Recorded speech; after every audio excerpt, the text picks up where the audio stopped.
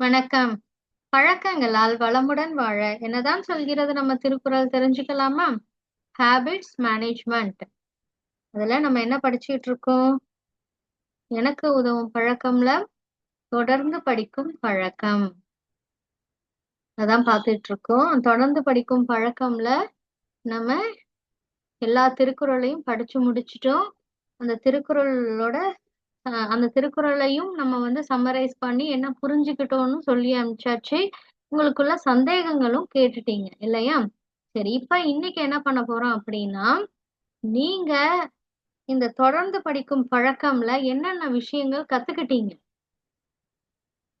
சரிங்களா? என்னென்ன விஷயங்கள் கத்துக்கிட்டீங்க? அதுலேருந்து உங்களுக்கு கிடைச்ச பலன் என்ன? அப்படின்றதுதான் சொல்லி அனுப்ப போறீங்க. இது ஒரு வீடியோ அசைன்மெண்ட். சரிங்களா? அந்த குறள் 8 குறள் படிச்சீங்க இல்லையா?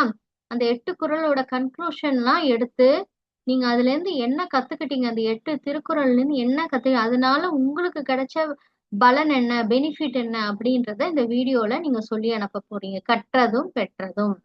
சரிங்களா? கற்றதால் நீங்கள் என்ன பெற்றீங்க? இந்த சாப்டர்லேருந்து, தொடர்ந்து படிக்கும் பழக்கத்திலேருந்து அப்படின்றத சொல்லி அனுப்புங்க. ஒரு 1 நிமிஷ வீடியோவா அனுப்பி விடுங்க. சரிங்களா? ரொம்ப பெரிய வீடியோவும் வேண்டாம். 1 நிமிஷம். அதுக்கு மேல போக வேண்டாம். சரிங்களா?